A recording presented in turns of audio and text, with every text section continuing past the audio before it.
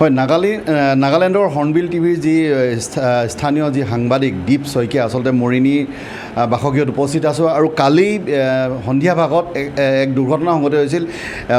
অচিনাক্ত উগ্ৰপন্থী আচলতে দুৰ্বৃত্তই গুলীচালনা কৰিছিল, দুইজাকৈ গুলীচালনা কৰিছিল দীপ শইকীয়ালৈ উদ্দেশ্য কৰি আৰু বৰ্তমান তেওঁ ডিমাপুৰস্থিত এখন চিকিৎসালয়ত চিকিৎসাধীন হৈ আছে।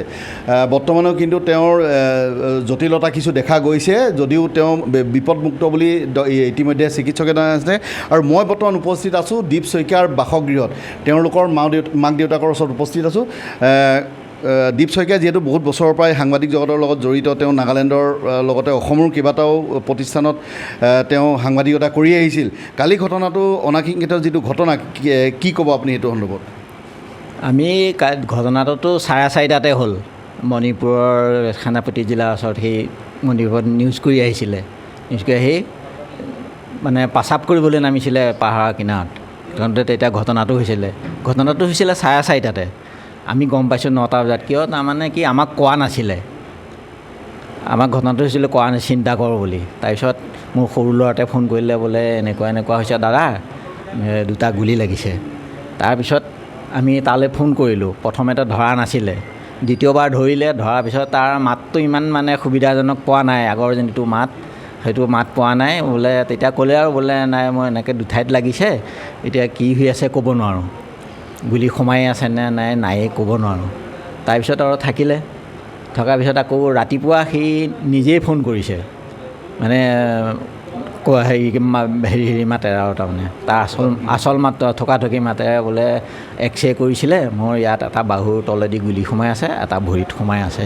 এতিয়া ডক্টৰ আহিলে এতিয়া কি উপদেশ দিয়ে। আমি এইটো সিমানখিনিয়ে জানিছিলোঁ তেতিয়া। এতিয়া আমি যাবলৈ ওলাইছোঁ।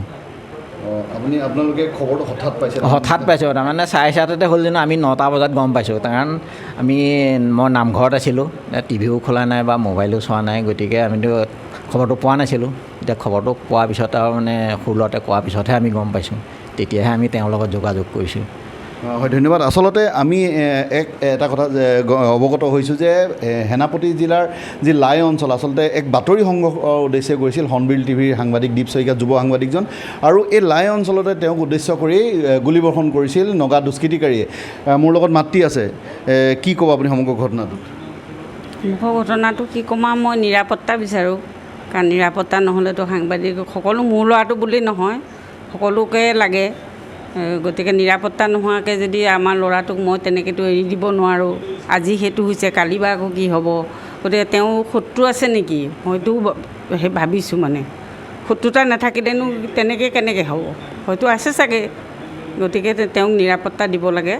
আৰু নিৰাপত্তা নিদিলে হয়তো মই সেই কামত জড়িত হ'বলৈ নিদিবও পাৰোঁ। কাৰণ মই মা হয়তো সদায় এইবোৰ কথা হৈ থাকিব নোৱাৰি, হয় নহয়? নিজৰ চেনেল নহয়, হেৰিয়ত অসমৰ ল'ৰা সি বাহিৰত গৈ পেলাই এটা চেনেলত সোমাই আছে। আৰু হয়তো তেওঁলোকৰ, মই জনামতে সি কোৱা মতে মানে তেওঁকেই পঠায়, মোৰ ল'ৰাটোকেই পঠায় যিকোনো জেগালৈ, তেওঁ চেনেলৰ মালিকে। আৰু তালৈকে গম পাওঁ, কেতিয়াবা মালিকে ফোন কৰিলে মই হাক দিওঁ, মানে ইমান বেয়া জেগালৈতো কেলৈ যাওঁ, কৈছে ছাৰে যাব দিছে যেতিয়া যাওঁ দিয়ক, সেইবুলি কৈ সি গুচি যায়। তেওঁলোকৰ নাগা কিন্তু নপঠায়, নাগা ল'ৰাবিলাকক নপঠায়। আৰু ক'ৰবাত নিউজ কৰিবলৈ ক'লে সেইফালৰ পৰা মানে কয় যে অসমীয়া ল'ৰাটো পঠাব, নাগালেণ্ডৰ যিকোনো জেগাৰ পৰা। সি সেইটোও মোক কয়, মা চাওকচোন মোকহে মাতিছে বোলে। মই কৈছোঁ তইনো কি? কৈছে নহয়, মই যাবলৈ ভয় নকৰোঁ কাৰণে চাগে কয় আৰু মোক। তাতেই যায়, যিমান দুৰ্গম অঞ্চল হওক তেওঁ তাতেই যায়। আৰু তেওঁ ভয় বোলা বস্তুটো নাই। মানে মই মা হিচাপেই কৈছোঁ, সি ভয় নকৰে। আৰু কেতিয়াবা গ'লে মই ইমানলৈকে সুধোঁ লগত কোনোবা গৈছেনে। আমাৰ ল'ৰাটোতো হেৰিয়ৰ ল'ৰাটো কেমেৰামেনটো লৈয়ে যায় সি, আৰু তাৰপিছতো কোনোবা গৈছে নেকি বুলি সুধিলে কেতিয়াবা নাই বুলি কয়। কেতিয়াবাতো সি অকলেই যায়, ইয়াকো নিদিয়ে। ইয়াতো সম্পূৰ্ণ উদ্দেশ্য প্ৰণোদিতভাৱে তেওঁ গুলিয়াইছে, কিয় আনক গুলিয়াই পেলাই তেওঁ গুলিয়াব নাই, তেওঁ গুলিয়াম বুলিয়ে গুলিয়াইছে। এতিয়া সেইটো এতিয়া ধৰিব পৰা নাই। এনেই কোৱা মতেতো ল'ৰাটো ধৰিছে, যিজন ল'ৰাই গুলি কৰিছে তাক ধৰিছেতো, সেইখন গাঁৱৰ মানুহেই ধৰিলে বুলি কৈছে। সেইটো ল'ৰাজনক আমি দেখা নাই। আমি যাম এতিয়া। মই এতিয়া এইটোৱেই অনুৰোধ জনাম প্ৰশাসনক, অসম চৰকাৰ প্ৰশাসন বিভাগ আৰু নাগালেণ্ড চৰকাৰ প্ৰশাসন বিভাগ লগ লাগি বস্তুটো কেছটো এটা উচিত তদন্ত কৰি যাতে আমাক আৰু ভালকৈ ন্যায় দিয়ে। মই সেইটোৱে বিচাৰিম, কাৰণ আৰু এনেকৈ নিৰাপত্তা নহ'লে কোনো মোৰ ল'ৰাই হওক বা কোনোবা বেলেগ সাংবাদিকতো কৰিবলৈতো বহুত অসুবিধা হয়।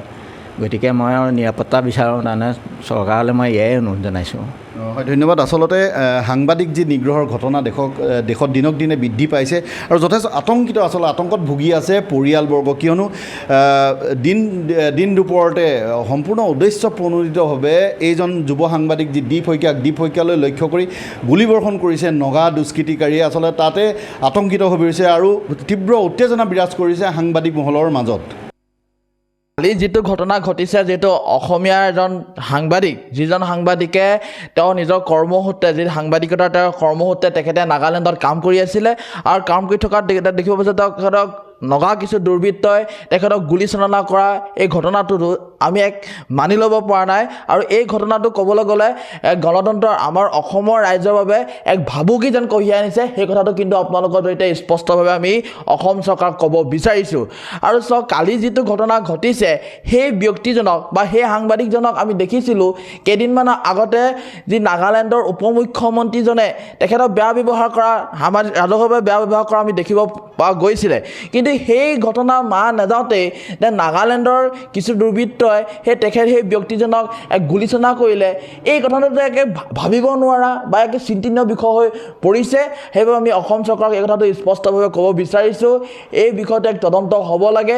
কাৰণ আমি কেতিয়াও অসমীয়া যুৱকক এনেধৰণৰ আক্ৰমণ কৰিব, অসমত আহি এনেধৰণৰ নগা দুৰ্বৃত্ত আহি দপদপনি কৰিব, এনেধৰণৰ ঘটনা আমি কেতিয়াও সহ্য কৰিব নোৱাৰোঁ। আৰু যদিহে চৰকাৰে বা প্ৰশাসনে এই ব্যৱস্থাটো কোনো তদন্ত নলয়, তেতিয়াহ'লে কিন্তু এই সীমাপৰীয়া ৰাইজ হওক বা অসমীয়াৰ অসমৰ এই দল সংগঠনবিলাক কিন্তু এনেই বহি নাথাকে।